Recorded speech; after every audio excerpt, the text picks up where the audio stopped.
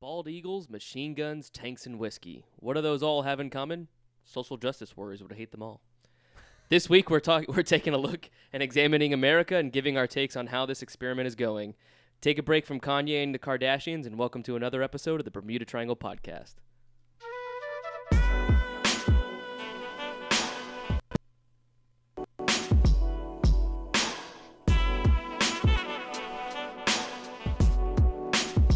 Hey guys, welcome back to another episode of the Bermuda Triangle Podcast, where interesting topics get lost in good conversation. I'm your host, Alex, and the posse, starting with Adam. Hello. Carl. Hola. And Travis. Oh, well. He's over there. Having camera issues. 1 sec. Oh, Yeah. camera issues. Did our camera? Our cameras went down. Oh no. We didn't check it. Our camera just suddenly turn it turned on. itself off. We Is there- didn't check it. Well, we got audio. It's all We've right. been struggling. I don't think we're going to have ever a single episode where something doesn't go Something's gonna wrong. go right. Let's see. Oh my gosh. Well, we can keep talking about, Yeah. Yeah. While we awkwardly get the camera ready. Well, y'all can look at me. Yeah. Oh, there there's we go. Travis. There's Travis. You're looking pretty good Hey, today, pretty mug. man. It's a pretty sweet flag behind you. Yeah. You need to raise your camera so. angle. Yeah, slightly. we're like You're a little half. looking at your eyeballs. There we go. There we go. Perfect. Yeah. Well, let's see. Does the camera should be working now. Let's Let's switch see. it back. No, it doesn't want to work. Okay. This is Well, gonna this be a might be fun- an audio only. It's gonna be a Oh, fun, wow. One a sec, fun one sec. episode. Let me just re-add the camera in here. All right. All right. Well, guys, it has been a crazy week in the news world. While we're figuring that camera issue out, the media has been going crazy. Kanye. No, I'm just kidding. I don't. Well, I mean, that's definitely one of them. But we have North Korea news. Oh yes. Some big news with North Korea. Yeah. So Kim Jong Un and I think the President Moon. I think is his last name. Yeah, President Moon of South Korea. They've come together. They've officially crossed the DMZ. They've grasped each other's hands and shook them. What do you think of when you saw Kim Jong Un? Like, so they Dude, had he's so just fat, walked- man. He's No, so hold on, fat. hold on. When they walked across, like they shook hands, he walked across, and he like grabbed Moon's hand and took walked him right to the other side. I was He like, damn. walked him like he was a little kid. Yeah. Yeah. It was like I was just waiting for somebody to try to do something to where like that country is gonna spin it off of like, oh yeah, see, like we grabbed his hand in the more forceful way, so therefore we're the better country. Kind of just dumb shit like that. I don't know. It's just like I guess the pictures were really good, but it just came across as almost genuine and to a certain point, like to a little point. Like they were the smiles were almost too big. Well, I mean, I'm very hopeful Yeah. that what is being said is going to happen, and peace and prosperity and yeah. Yeah. But I'm just extremely, extremely distrustful of the North Korean government and regime. I mean, they haven't done anything to spark our trust. Well, very true.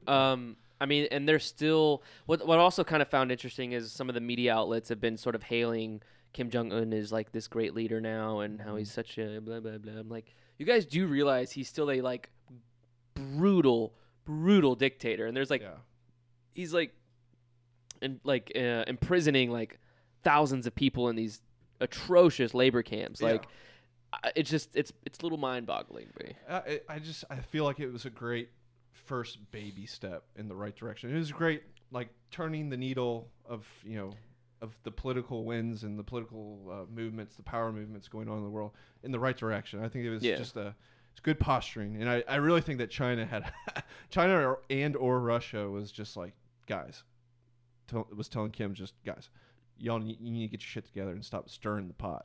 Stop stirring the pot and trying to bring us into a nuclear war when we're just not ready yet. I'm just kidding. Well, I hope that never happens. Well, I sent you guys a video earlier, and I'm not sure if you guys checked it out, but it was sort of kind of explaining the perspective of what this, or I guess the climate rather, of what's going on in North Korea. So, economically, they're not doing so hot right now. The sanctions that the UN and the United States have put on them it's taking its toll. Mm-hmm. Oh, video! We're here. Hey! Woo. Woo! Got it done. Yes. All right. Now If we're there's- officially live. If there's ever more of a reason why we need your donation. Good point. But yeah, so in that video, I was talking sort of about like what sort of the political climate is in North Korea, and like I said, those economic sanctions, they're taking the toll on the country, and the country's feeling them. Yeah.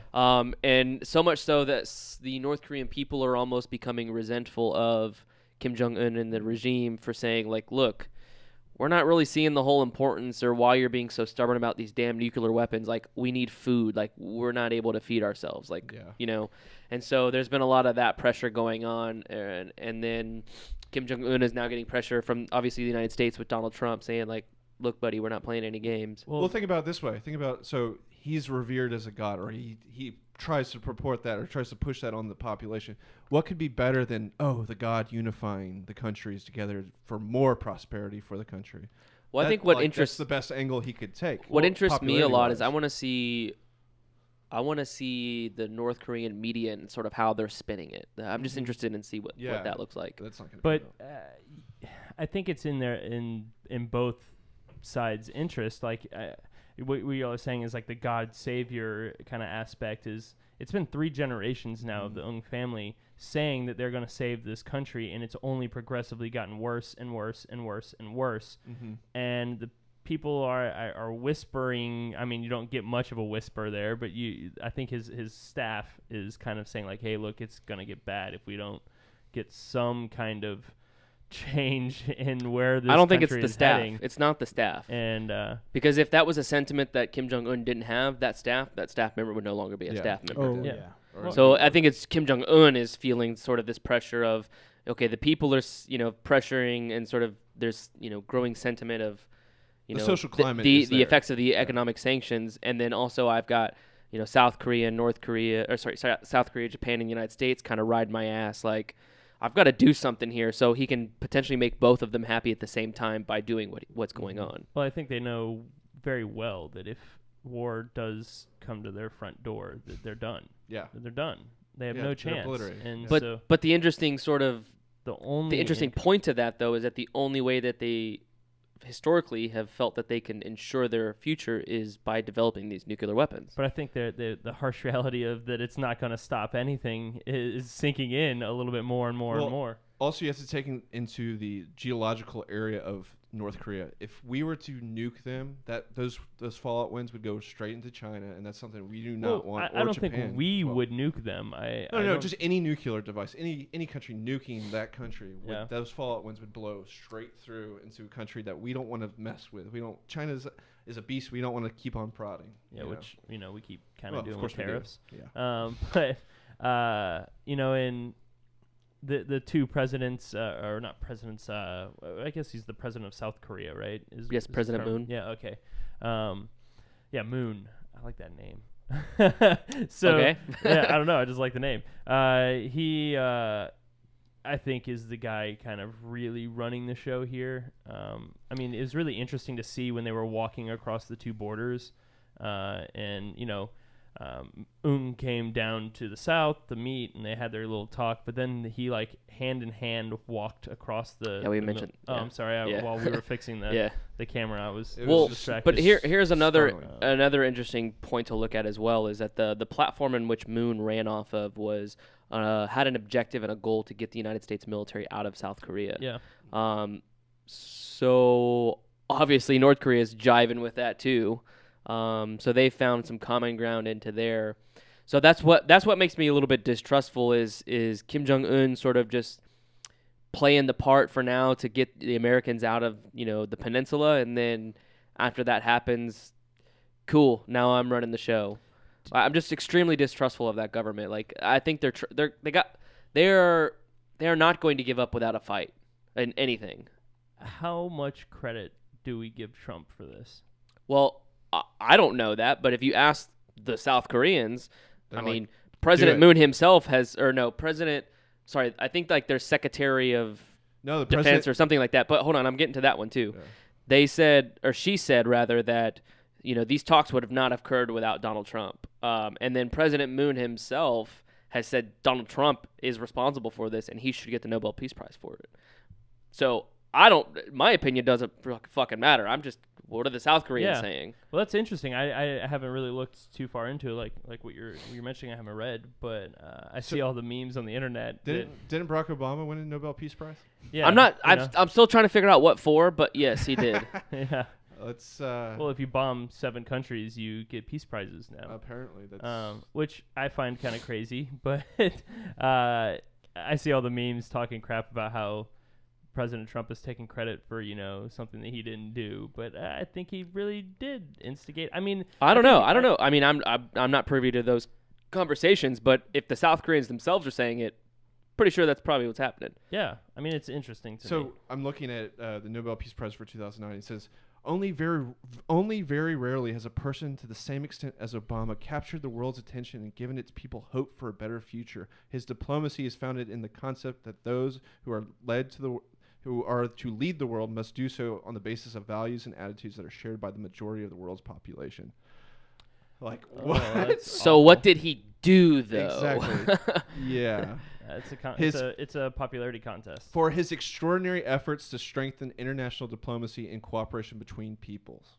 So yeah, and those nothing. Yeah, I'm still not getting it. Nothing significant. But what also I find extremely interesting is that the articles, the news articles about sort of this Trump giving Trump the credit, they're coming from like CNN and the New York Times. Like I'm looking at a New York Times article right now. It says, in recent months, Mr. Moon and his senior aides have repeatedly thanked Mr. Trump for making a reapproachment between the Koreas possible. Mr. Trump's maximum pressure approach of tightening the noose around the North with economic sanctions and military threats was largely responsible for forcing Mr. Kim to the negotiating table. Yeah.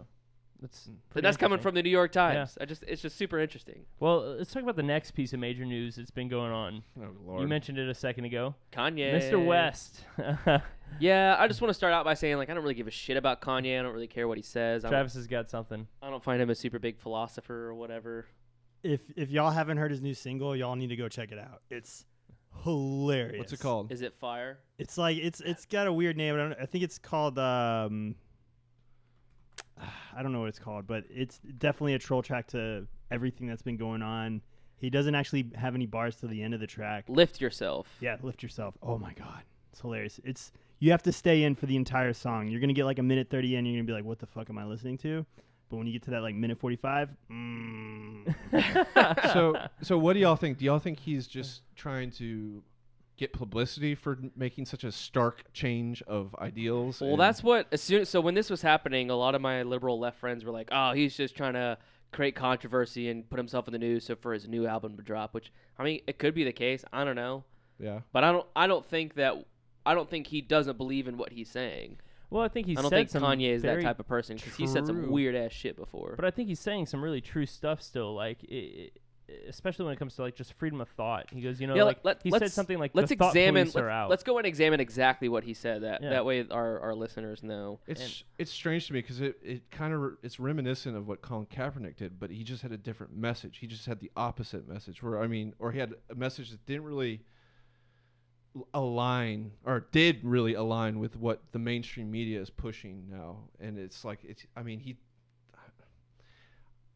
you kind of see parallels between the two, but the free thought there, the idea of protest, the idea of protesting against the mainstream thought process, and that's going to be way too vague, my friend. Yeah, Kanye West tweets does not work. No. Yeah. Well, you don't have to point out my Googling shortcomings on air. He's still practicing. Jeez.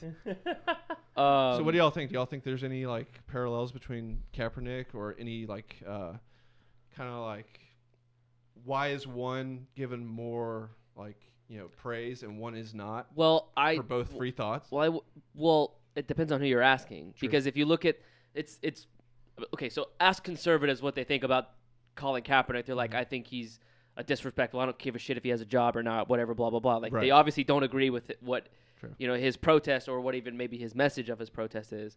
But then you have Kanye West, who now the conservatives are saying, "Oh, see, look," and then the liberals are doing what the conservatives are doing to Colin Kaepernick. So it's just tribal figureheads. It's just much. tribalism at its finest. Yeah. We don't have to agree with Trump, but the mob can't make me love him. We make are me both not love dragon him. We are energy. both dragon energy. He is my brother. I love everyone. I don't agree with everything anyone does. That's what makes us individuals, and we have the right to independent thought. I thought that Well, was that wasn't his lines. first tweet. See No, if that you can go wasn't. down and But I thought some of the stuff that he was saying, like we're like all he posted his signed MAGA hat, which I thought was hilarious as shit. Yeah, now that's important. That's an important Yeah. tweet right there. My So wife just called me and she's wanted me to make this clear to everyone. I don't agree with everything Trump does. I don't agree 100% with anyone but myself. That's a very Sometimes I don't important- even agree with anything, 100% of everything I do. True. True. I mean, Sounds one's like perfect. something you would say. Like sometimes I look back and I'm like, why the fuck did I do that? Right. Hindsight's 20/20, right? Yeah, right. But I don't think that's the initial tweet that came out. Let me see if I can find it. Well, Let's wasn't see. this Well, all he- started well, he because was- of Candace Owens? Well, yeah. So I think like he made a tweet about how he liked Candace Owens. So anyone know fully yeah, what she is, so, like who yeah. she represents? Candace Owens, she goes by Red Pill Black. Okay. Yeah. She was a notorious sort of liberal, YouTuber? left-leaning person that just kind of through her own experiences have just kind of, I don't want to say woke up, but she had her own version of waking up or Epiphany. whatever. Epiphany, there you go. And just kind of shift sides. She's been on a many number of podcasts. I know she's been on Dave Rubin's podcast. Yeah. And anyway, so Kanye West is just kind of saying, hey, I like what this girl's thinking, and I like where she's coming from. And then he went on to I'm trying to find that original tweet. Yeah, I'm waiting for Kanye to stumble on Thomas Sowell and Jordan Peterson. Give it time. Give it time. And Yeah. some of these big guys. You're waiting for that libertarian voice, and which I really hope it happens because this is a great igniting moment, for people because a lot of people follow Yeah. these guys. Like, Well, that's what I thought was interesting is when you have somebody like Kanye come out and say something like this, especially in his group of the world, right? Mm-hmm. Like he's in the minority class of America, right? Mhm. And he's also a celebrity, which is in another class of itself, and he's also a incredibly influential musician. Mhm. Like I mean, he's got a huge brand and all. So he's got so many different little aspects to him that I think make him. You talking about Kanye? Yeah, that make him a unique figure for being that voice that says, "Hey, just because I am this group does not mean I need to think like this group. I think like an individual." Now- and I think this is an important thing to say in today. Like we talked about in our I- last episode is being judged individually is way more important than being judged as a group. Yeah, I just want to, I'm not, this is my own personal opinion and I'm tossing it out there, but I mean, I've never been really one to sort of just like prop up these celebrities and be like, Yeah. oh, these are such profound people. these are the and- sages of and our age. these I'm are- with yeah, you 100%. But And so like I many still don't give a people shit do. about Kanye. I think he says some really stupid things, and I'm not really a big fan I'm of him. skeptical. But I mean, I agree with some things he says. I mean, some of the stuff that he did mention, I agree with. But like at the end of the day, he's still a celebrity. I really don't care. He's not Absolutely. some big profound like symbol of America or whatever. but he has so much you power have at his counted fingertips. out how many people disagree with you and do worship the ground that Kanye walks on. well, and I don't know if they do anymore. Well, I think if anything, he's creating a thought or a seed that he's planted in somebody's mind that it doesn't have to be To this way. question something. And that is interesting to me. Yeah. It could be a very small percentage of those people. But that's just enough to get to start the next fire. I guess. I guarantee you that, I mean, he's not saying anything profoundly crazy. No. He's just saying some like really moderate stuff. And He's literally just saying I can think for myself. Like, yeah, and isn't people are like, and no, that's no, what's get back in considered- line. You can't. If Isn't you're that- going to be a Democrat liberal, you have to think this way. Isn't that so crazy how It's- America has become so tribal, and that's just Yeah. how hive-minded we've become? yeah. It's just Well, I think it's kind of in a sense it's bigotry of low expectations in Yeah. a sense. It's like, oh well, you have to fall in line here, or Yeah. there's something wrong with you, like. and that plays on our primal need Yeah. of being in the in-group, of being in a group, rather. He also said this: free thinkers don't fear retaliation for your thoughts. The traditional thinkers are only using thoughts and words, but they are in a mental prison. You are free. You've already won. Feel energized. Move in love, not fear. Be afraid of nothing. That's nice. Yeah. Those are He's nice so- words. He's such a poet. Oh, no. He's such a poet. What do we Yeah, got I was here? just looking for some other You're- ones. yeah. Yeah. All right. All right, well, I'm done with Yeah, I'm yeah, done we're with good. Kanye West. So that's the news for the last week or so. Is this a new segment? been Kanye, wild. Kanye Watch 2018. Kanye Watch. our daily Kanye profile. But yeah, now that we've I mean, it's 2018, so it's typical news nowadays, I guess. But yeah, Well, let's get to the topic of the night. So our episode is the Great Experiment. We Just get it out. Let's all get it out right now. America. fuck yeah. Coming around to save the motherfucking day, yeah. All right, yeah, that was a genius song. all right, never. Wait, But we now gotta we're- do it so- again. The fireworks didn't go off. Oh, it's too late. Should just play the clip real quick.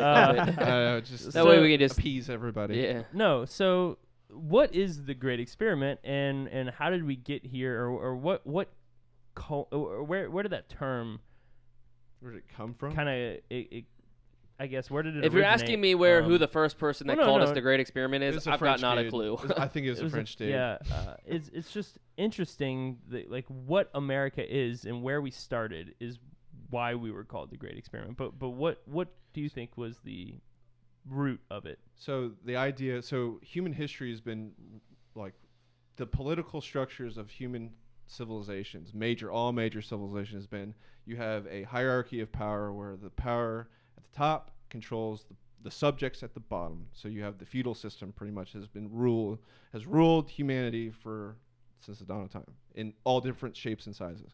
So now the Great Experiment is the idea that, maybe the subjects can elect their own rulers into power and regulate how those rulers interact with the whole system as it is. So like America, limited government. Let's see. You have that rebellious idea of having your own personal liberty, individual freedoms, that wasn't appointed to you by a ruler and allowed to you by a ruler. It was allowed to you by God initially, the creator. The unalienable rights of the Bill of Rights were profoundly given to you by, the Christian creator or whatever God. Yeah. Yeah, you, be careful with the Christian part. Well, most people don't understand that all of our founders were pretty much theists. There was a few Christians, but most of them were just theists. They believed in a higher power, a creator, but not the Christian Yahweh or Christian God of. But it's the laws of nature. Well, and you God. asked them Alabama folks; they got something to say different about that.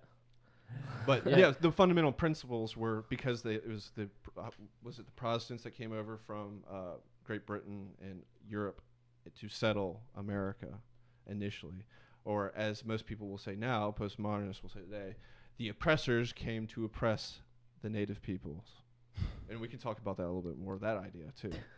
Well, I mean, You just said a lot there to unpack. Oh yeah. Yeah. So let's start from the beginning of that. Let's reel that back to the first sentence he said. Okay. So one of the things that I think is incredibly important to what America's experiment is that what you were saying is that there's no real like class system. There's no or it doesn't say that the ruler rules over these subjects, right? That we started with like the Bill of Rights or The Magna Carta, rather.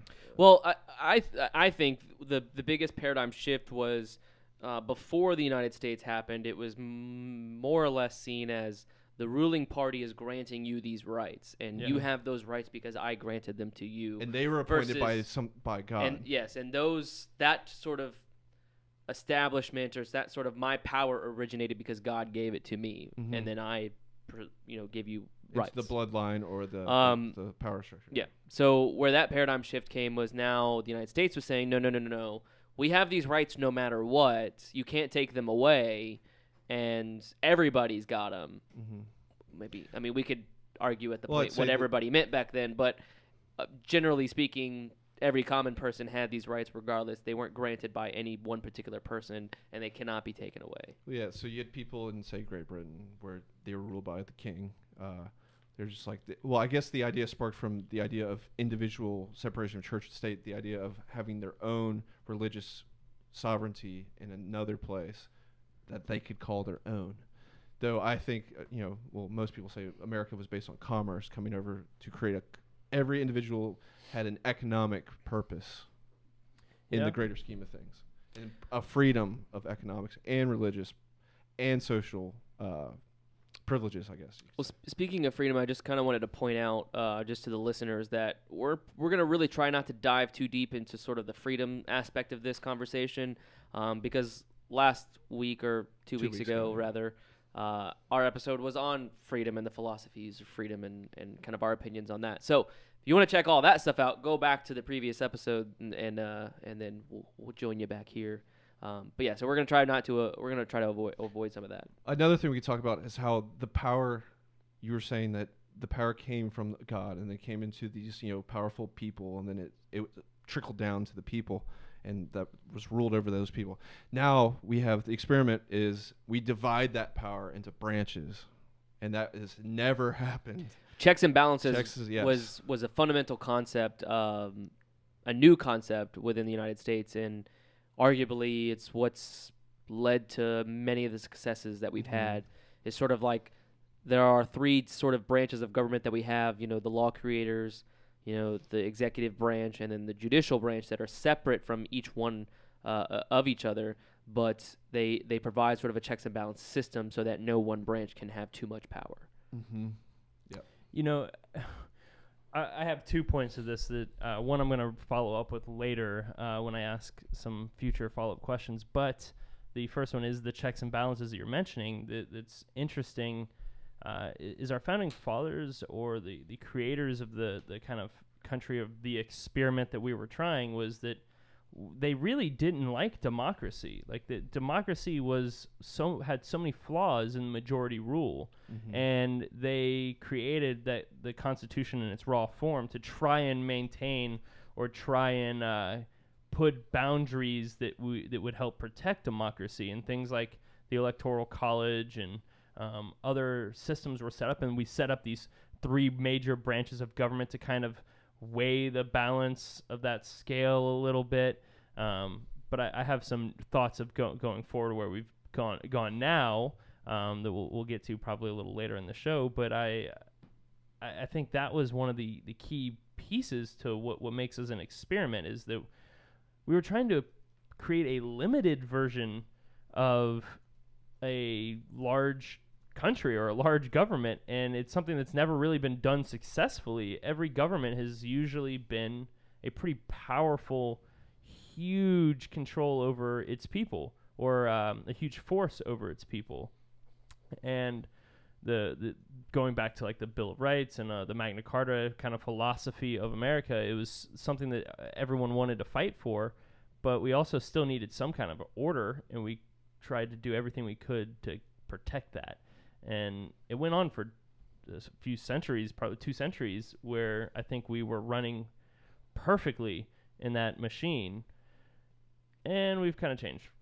Well, yeah, we've completely changed because we learn things as sort of things happen. So as people discover loopholes in laws or try to get around it, and in other ways, we decide, okay, so here's the law and here's how it states, but we didn't think of this is how someone's going to try to circumvent that law, so now here's going to be this new law to stop that from happening. So also another point, I was just thinking about this, it just came to my mind. Think about the word experiment and how it relates to science. When you do an experiment, you're testing the unknown because it's something you're trying to figure out. So that's what America also is. It's that idea that human beings can venture into the unknown and adapt to it, and that's why it's completely different from other societies where everything's kind of pre-planned out, and most like the people in power can kind of just gauge on what's going to happen. Whereas over here, we have to adapt to every new thing that comes to us. So, for example, like nowadays, the Constitution, I would say, would probably have to be adapted, and it has been through amendments, but adapted to modern age where the basic principles and values that were held back then from the founders era are completely different than the average Joe nowadays, because the average Joe, the makeup of the average Joe in America then and now is completely different. So that we hold different values. So, for example, like the whole idea of European settlers coming in. European settlers had a central, I guess, base foundational value system, church, religion, blah, blah, blah. But now you have people from China, Africa, all coming from different cultures, different backgrounds, different societies, different political spectrums too. Well, I think that's one of the interesting things about the experiment is no other country has really let so many different ideas and cultures into one area and be allowed to maintain those cultures or principles. I mean, if you go into any major civilization, it's always been, okay, we've got you, you are now what we are, and Assimilate if you're not, or leave. we'll destroy you. Yeah. And they'd go into one nation would conquer another, they destroy everything in its history. I mean, they'd try and wipe that culture off the map and instill its culture. Well, I mean, that's kind of what we did. So if we get to the idea of like the European settlers settling on Native American lands, I mean, history has always been written by the conqueror. That's just a terrible fact of life. Yeah. But you know what we did later when we had settled, like for example, the Trail of Tears, Andrew Jackson, all that era, that really is the dark side of America that we do need to understand that it is part of our history, though. And not to mention slavery too. On top slavery. of that. No, slavery, major one. Yeah. Like, I mean, I try to shy away from saying like, oh, the way that we used to do things back in the time, like that was just like the perfect country, because no, there was a lot of stuff that we were doing back then that was not good. So like I was mentioning, you know, where I was saying like everyone has these inalienable rights, but I mean, not everyone did though. No.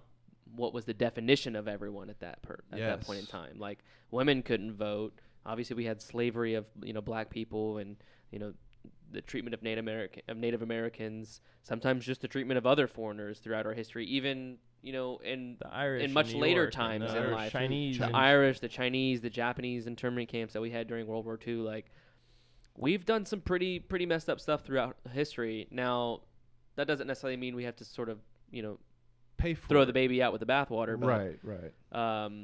It's just, I don't think that I think we should be careful as far as not to sort of idolize or sort of picture of the way that things were done in the past was like just the perfect way to do it, and that's the only way it should be done.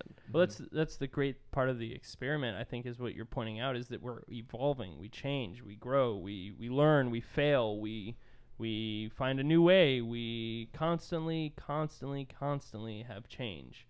And I think that's one of the great things about our country. But would you say that we've kind of lost that spark of that curiosity of pushing ourselves into unknown boundaries? Absolutely. Well, I don't know about that, because I mean, it depends on what boundaries you want to be pushed in. Oh, it's true. Like I mean, socially, right this now, whole whole idea of gender and gender identity being set, that's a whole new boundary for people, though. That's true. But that's pushing the boundaries of I don't know, culture and ideology. I guess to me, it's the only place that it could happen is here in America. Well, is that these ideas could be challenged the way they are challenged, and I don't think that there's I don't think it's bad to do. I think it's part of the. I see what you're saying, like, and I get that. I actually like that. That changes my kind of answer. Was when I was saying absolutely. I think this is part of the change of our experiment.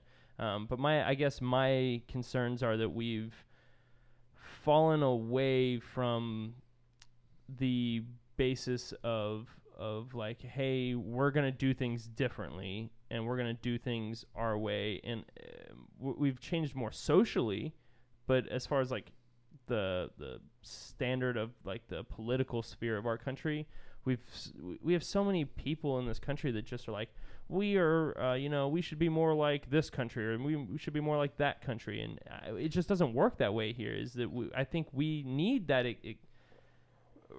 I do think we need to go back and look at time and say, hey, this is what we were, and this is why this was important, and these are values that we should still have, and maybe we didn't do things the best in the past, but here's how we can implement that today, and here's how we can go back to these ideas.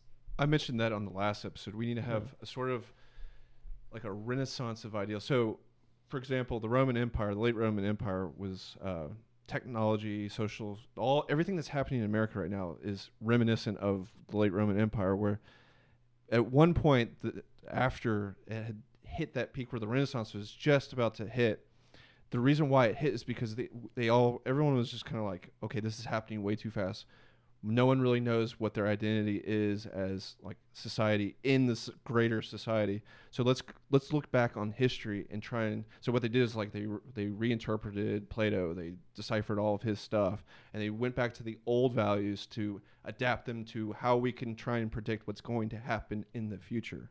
Well, one thing that I think recently in our modern times that we're seeing that not seen, I mean, of course, other than like technological advances and stuff like that, obviously, but like one sort of shift of the world that we're seeing that was never been seen before is just this sort of globalism and globalist society and how everyone's sort of looking at it's like, you know, not necessarily we're all one, but we're all kind of in this together in some ways.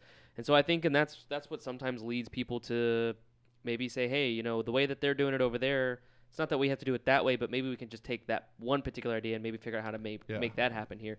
Whether you agree with the particular idea or not is another conversation, but I think that's what's leading to a lot of people sort of just looking at outside sort of perspectives, or maybe not sort of only viewing this as like, okay, fuck everybody else, let's just worry about the United States and the way and what we're doing, rather than saying, well, look, what they're doing, I don't like that, but I do like that. So let's see if we could try to maybe fit that in here. Like, how would that look like? And this is where I guess I kind of roll back things a little bit, but I think that we have an amazing land of opportunity, and I think that's the key of our experience, our experiment. That we have more immigrants trying to get into this country than into any other country right now. Like, everyone wants to come here still to this day, and it's always historically America has been a key place to escape to, and to give yourself a chance or an opportunity to do something different. And I think it's been an important part of our history, and I think that everyone is given a fair playing ground. And I do feel, and there are great arguments to why it's not fair for everybody in some place, shape, or form, but I think equal opportunity is, we're one of the closest in the world to giving you an equal opportunity to come from nothing and to have something. And I think a lot of the rest of the world has kind of always been a little different when it comes to this. And this is why we're like the hotbed for immigrants.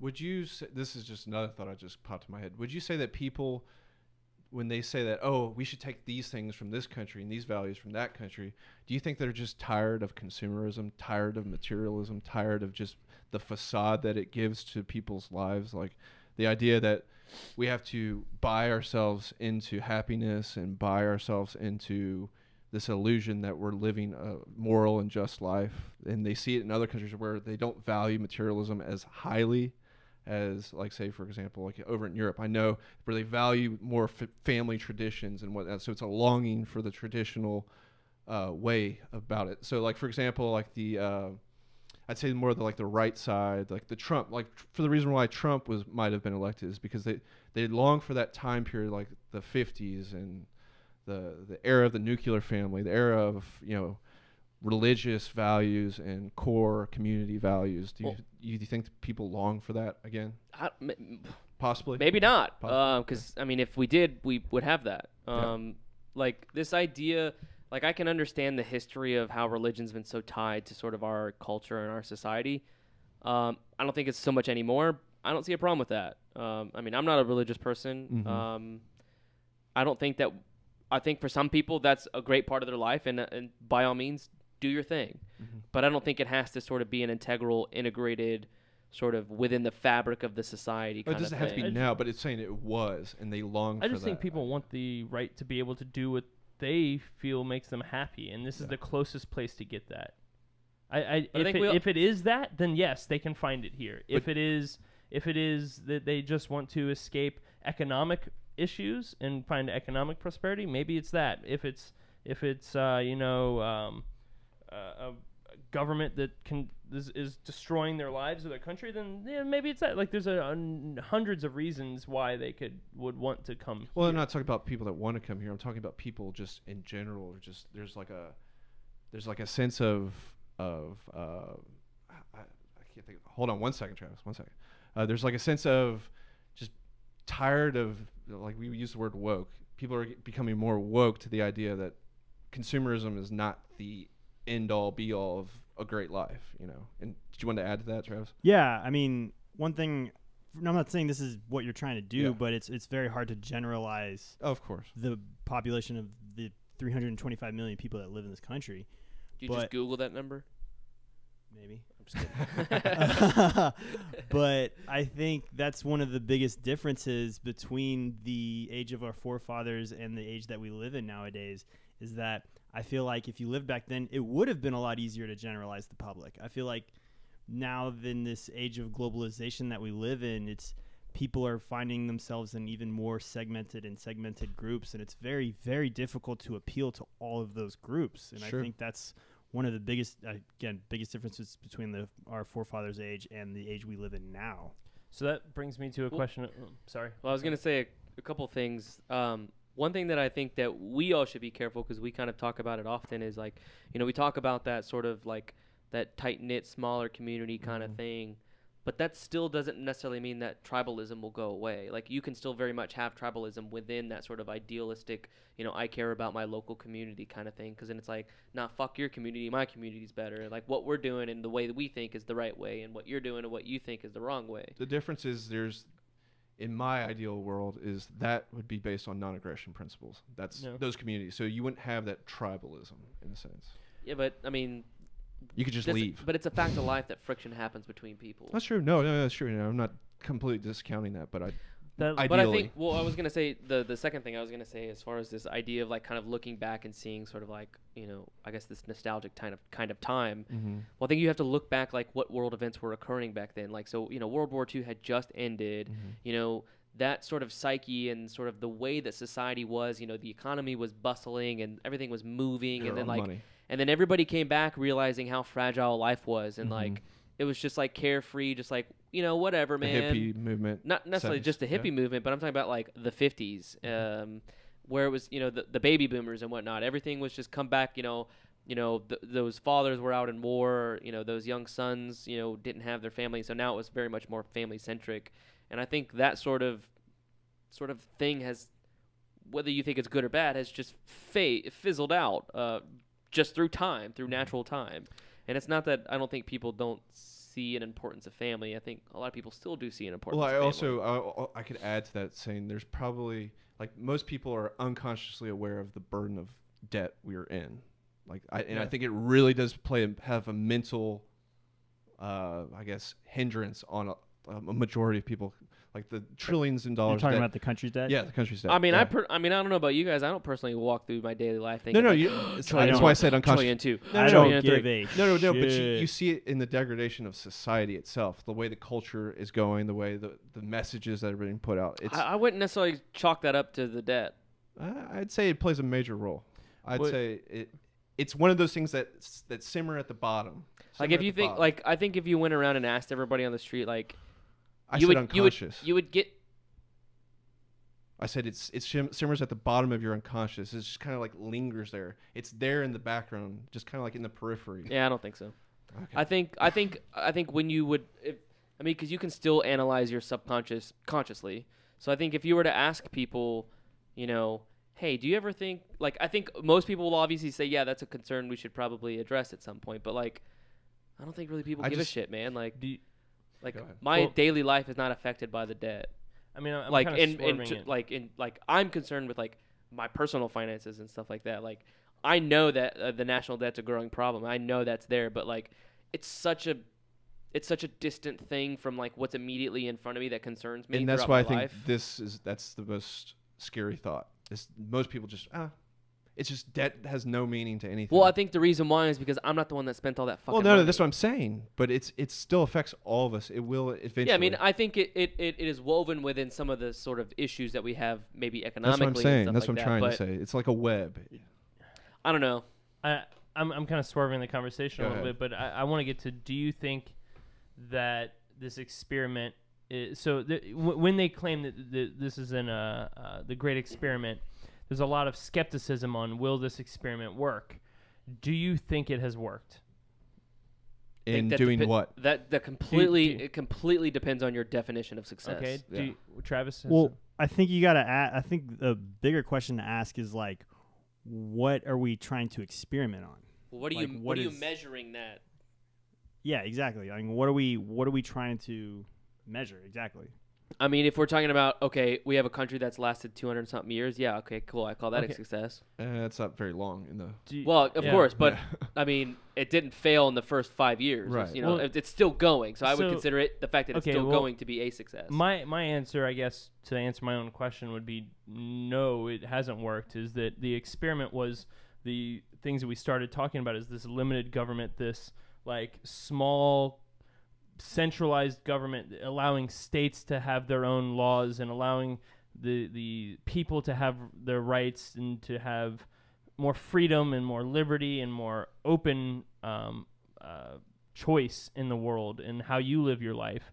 And I feel like we've drifted further and further and further and further and further away from this. Is that and this is why our founding fathers, no matter what they wanted, were afraid of democracy. Is that they thought that the Constitution could help that, but they all thought democracy was going to fail. And I almost agree with them.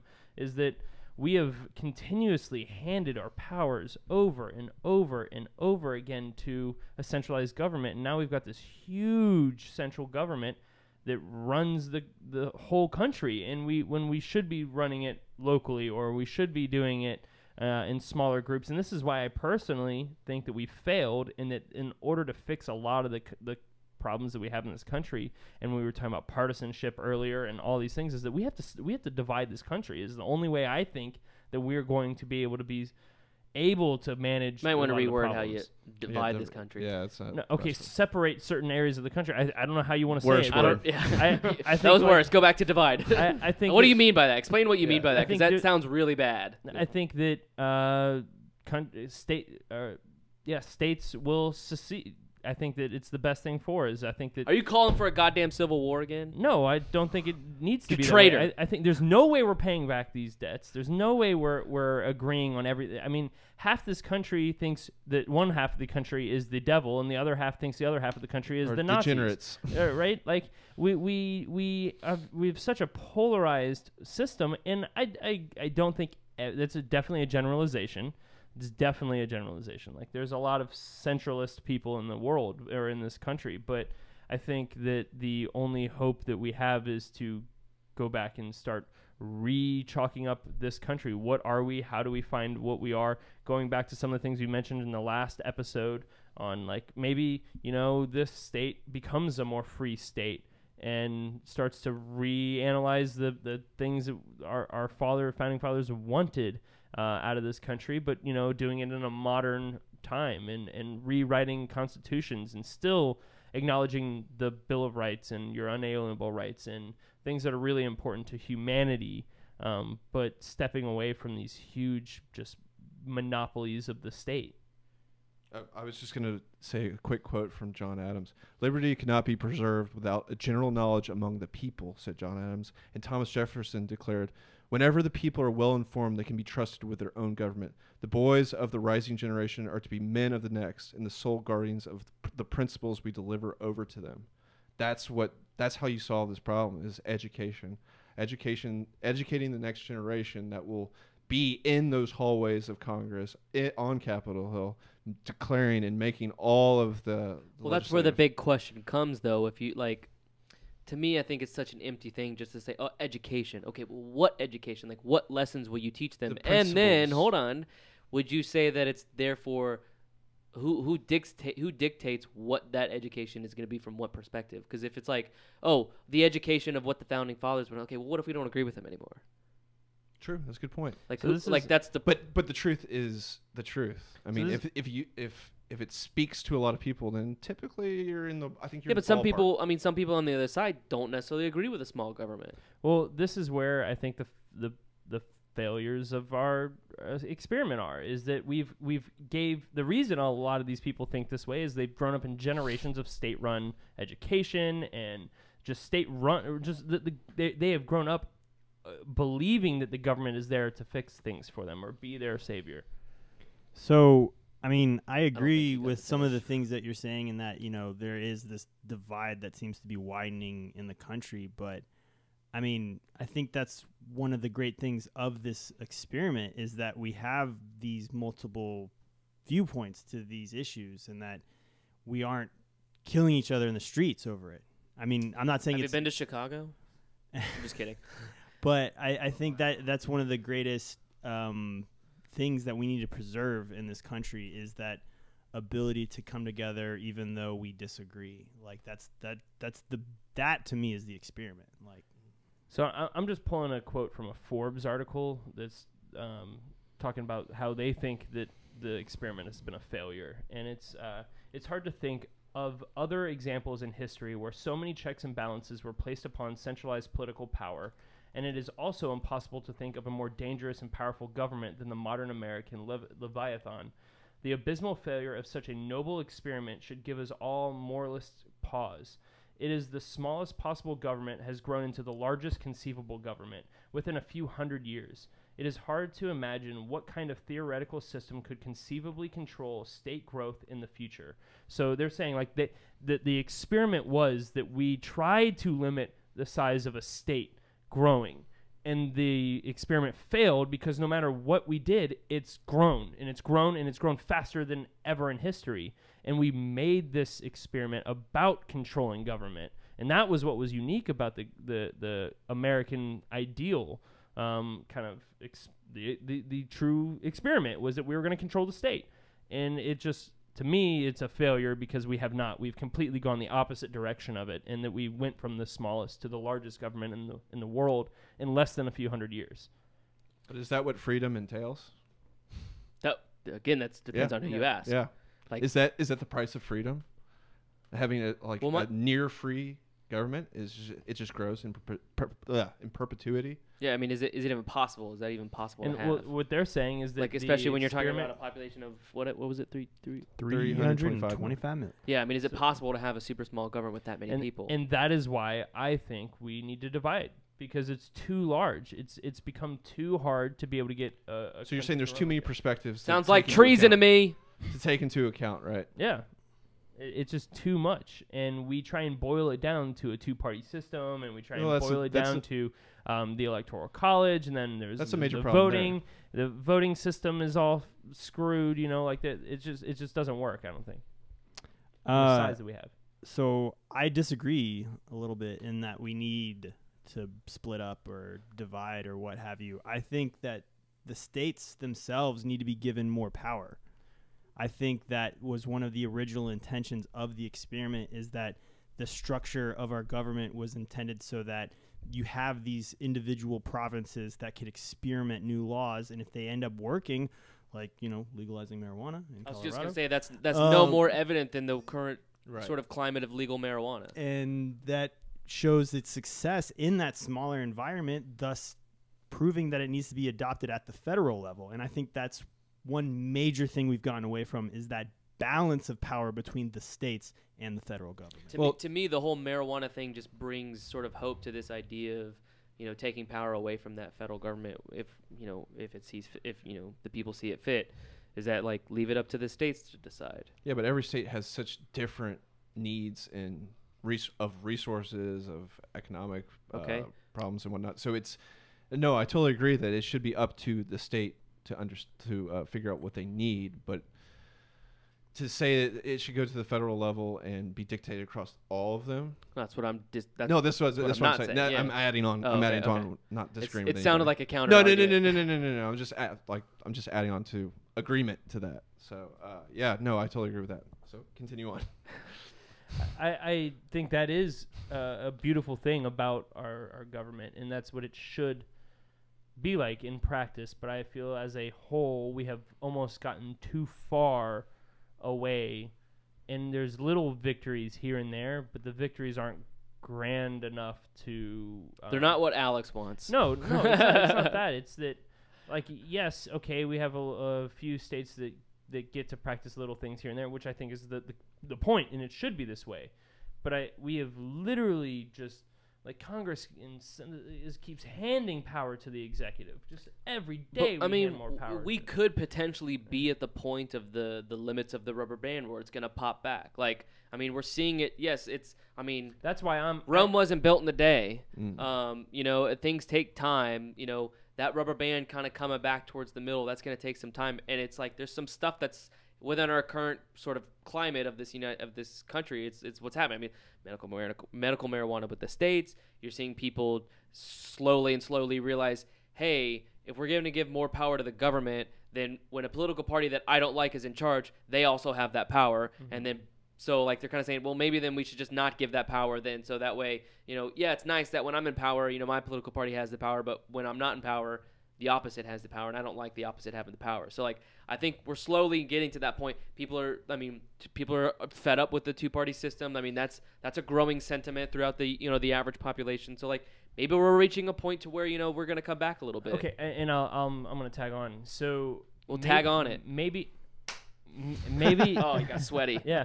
Maybe it isn't that we need to divide, but maybe it's the states need to pressure the federal government that they will divide. Maybe they need to grow some balls. And these states will both say, female and male ones. These states are going to say, okay, we are sick and tired of this. We're sick and tired of it, and I'm not going to abide by this. Well, you're you're even seeing states like doing things that I disagree. You know what that with. sounds but like? you're literally seeing this play out in one in a limited manner with the medical marijuana thing. Like you're seeing states like states like Colorado whose population is just booming. Let me finish. I mean, there's even states doing things that I don't agree with, but if that's what the state wants, I support that they do that. Like California wanted to socialize health care. If they want to be able to try and do that and experiment with that, fine, fuck it, let them do it. Speaking but of it shouldn't be put on to the central government's bill. It shouldn't be the what's that? Trevor? So I'm sorry, I just want to add on to this point real quick.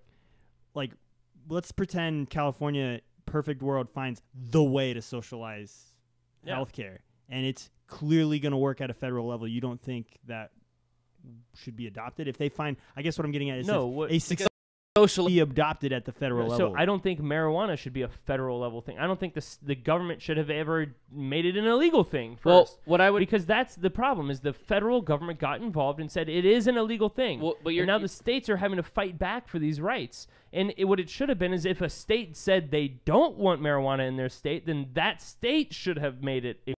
The best way we'll adopt it too. That's what I'm getting at. And then the country, by and large, adopts it. But then, let's say in 20, 30 years when, things might be a different, a different society, then they have the freedoms to say, okay, maybe we found an even better way to do it. And that's exactly what I'm getting at with my marijuana comment right there. Is like, look, you just didn't say that though. But it shouldn't have been. That's why the marijuana is a different kind of thing, is because it's federally been controlled.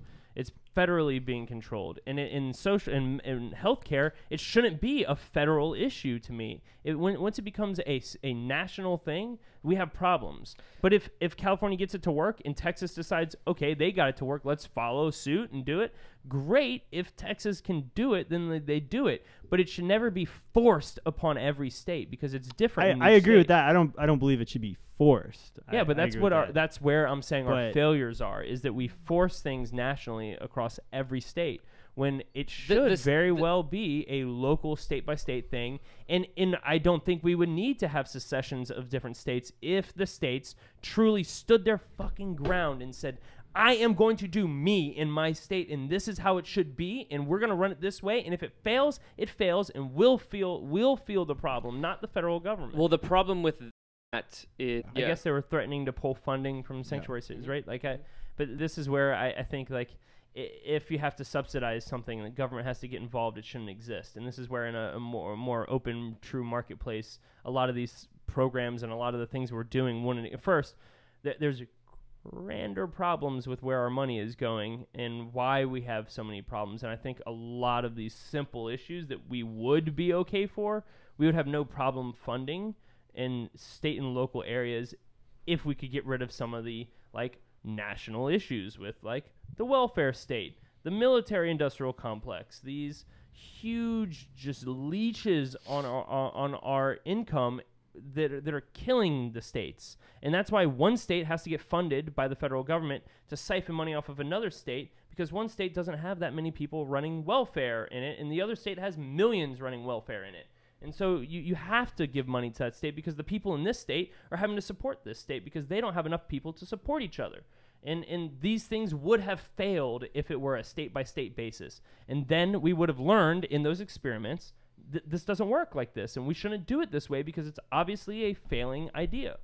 Well, bringing it back to your treasonous statements of separation, have you guys been reading, or have you guys seen the articles kind of coming out where California's wanting to split up into two different states, or maybe I've three read states? those, yeah. Yeah, I guess a lot of I'm not trying to necessarily, this is not necessarily meant to bash on, a political party, but it's no secret that California is a super liberal, left-leaning state, and a lot of the conservatives within that state are getting just completely fed up with basically having no voice within that state. So they're potentially wanting to sort of separate, Well, I mean, secede, create a new state. yeah, if you go to like Northern California, it's Well, it's like a mini Texas. Like well, it's so far very like blue collar, like California is so big Oh, that it's I feel like it would be unreasonable to expect that the person living in North California is the same way of life and same value system maybe as somebody in the southern part of the state.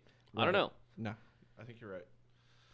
But anyway, I just thought that was interesting when you're talking about treason and I stuff. think the interesting part about that, just to go off on a little bit of a tangent, is like if they break it up into 2 or 3 parts, and what sort of like political representation comes out of those parts. Like wouldn't it be kind of be funny and tragic in a way if they let's say they separate into 3 states and then all 3 states end up being super liberal. Right. It's like, well, fuck, there was no point in that. Yeah, right. Well, I think we had a really good debate there, though, on why I wasn't really personally- debating, but well, not a debate, but I think the conversation was good because I think that goes right to the point of what made this the great experiment is that it was that limited central government, and that is what I think is the key. If I had to put it in one sentence, what was the great experiment? A grand nation with a limited central power. And I think that's why my definition of the answer would be it's thus far been failing. And I am an optimist, and I think you don't sound like it. I think we weren't heading the right direction, but in the sense of my optimism is that either secessions will happen or the secessions will pressure the federal government to release powers. I don't think that'll ever happen. I don't think secessions will happen because look how it went the first time. Didn't really go very well. And I don't know. I just don't think. But they did get things that they wanted. They fought for some serious state rights issues. Now, yes, one of those problems was slavery. Yeah, I was like, please don't deny that the Civil War was about slavery, because it definitely was. No, and yes, there was a big problem there. But, that is a whole nother problem. I don't want to. Well, I'm just saying, I just don't think. I don't think secession will happen. States' rights issues that they were fighting for. Still, they still got. That's absolutely truth. I'm not, No. I'm not saying that you're denying it, but slavery was probably the major one. But there was also tons of other tariff problems. There was tons of interstate problems, and that pressured the federal government to go, okay, we will acknowledge these issues, and if we're going to become one again and become that one America, we have to come to some agreement. And one of those big agreements was you're not going to have slaves, and we won't tariff you the way that we've been doing. I think that idea, way of life as well. I just think the ideas of secession, and not necessarily actually taking place, but the idea of threatening the federal government that goes, okay, we have a problem with this, and we're going to put our foot down on this, and you need to figure something else out. And enough states doing it would eventually pressure that power to start releasing itself again. I think the only way I'm having to just go off what's happened recently. I think the only way that's going to happen is that because if you go out and you poll people on what their views of medical marijuana are, most of them are like, fuck it, legalize it, I don't care. And then once the populist sentiment got to that level, then you saw states stepping up to do it. But that's what I think is going to take in order for something like that to happen. I don't think one single state who's maybe majority in that one single state is just going to say, nah, fuck the federal government on this, we're going to do it this way. I think it's going to take much more of the general populace to be And I supportive think that of a goes- particular idea. I think that goes along with what Carl's earlier point was. It's a lot of education that kind of goes along with that. It's just like, but education hey, of like- what? Like of what opinion? Like, am I hey, going to we say could like have these ideas, and you could have a different opinion than me, and we can have these It's called ideas in discussions. different areas. We can learn that these ideas are what is great about our country, and the problem They're why racist.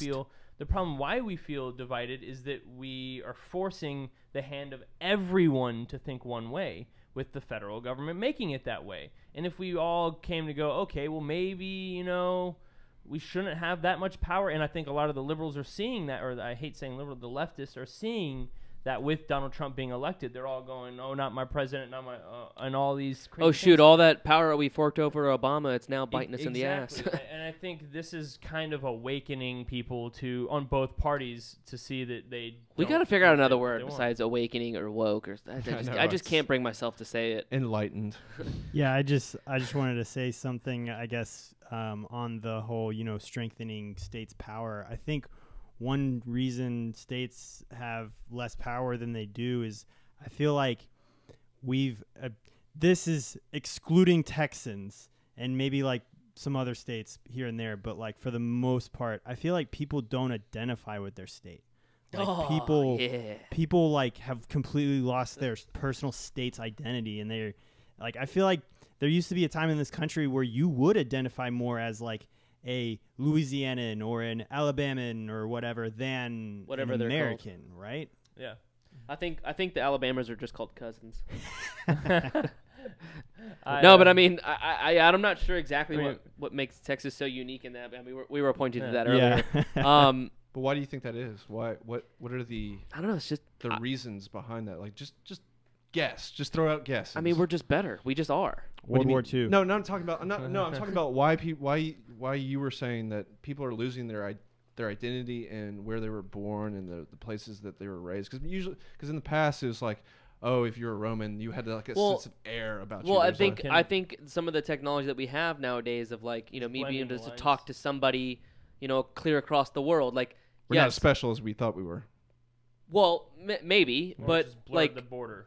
but it brought people closer together to where like meeting somebody from Ohio was super unique back in the 50s or whatever. Like I'd have to take a trip all the way over to Ohio to talk to somebody from Ohio, but now I can just pick up the phone and call somebody and clear Oh, we're across the moving to a world. one world government. But- It's coming. Well, no, I'm just It's saying, coming. like, I think that's what's leading to that is that with our technology of instant communication and bringing people closer and closer together, which I'm not necessarily saying is a bad thing, Oh, it's not. but I think that's what's led to sort of just like, hey man, like, I thought people from California were all stupid hippies, but you're actually kind of cool. Like, I kind of like you.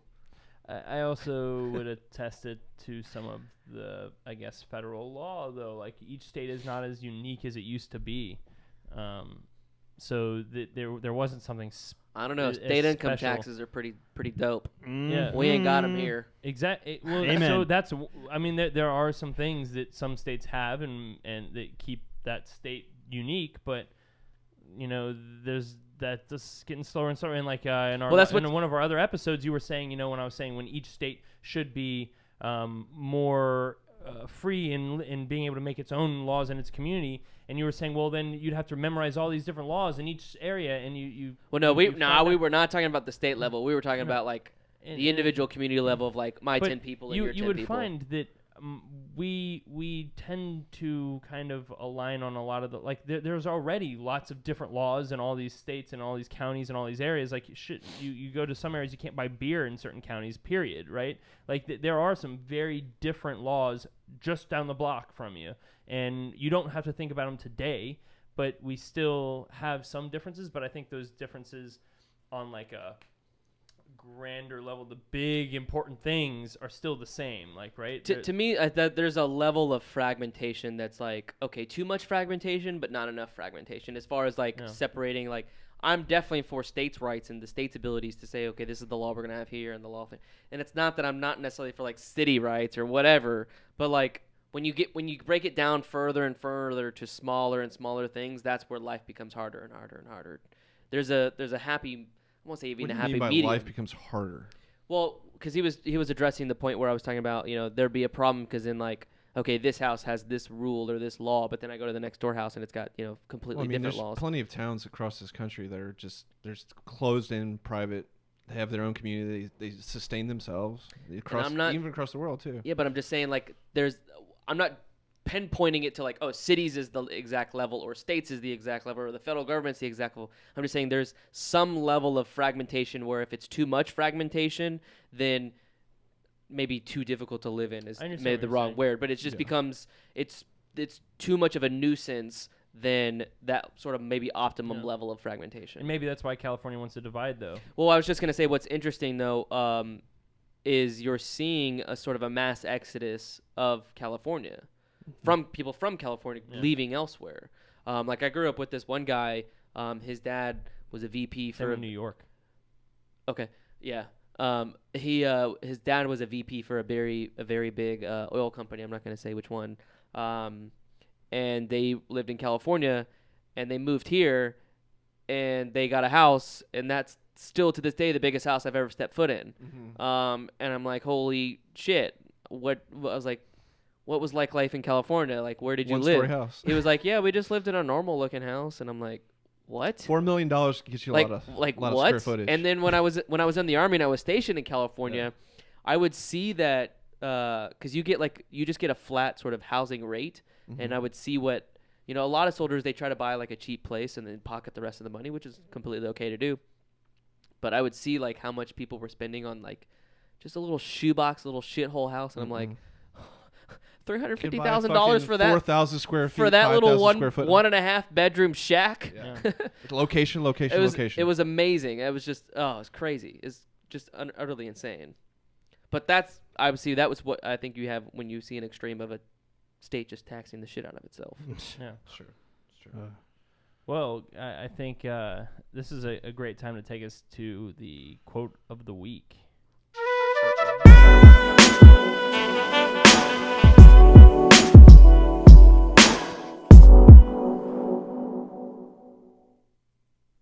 Marilyn Vos Savant is the quote of the week, and she says, "What is the essence of America?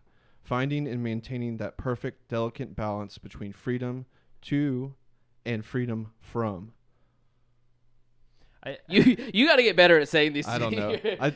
I see someone waving in the periphery, and then I have there's no good lead in. There's never a good lead in. We need to hire a well-spoken British woman. Yes. Let's try to get Siri to say it like in the Australian accent. Yes. We found this quote by Marilyn Vos Savant, and which I hope I'm saying that right. I had no clue who she was, so I Googled her.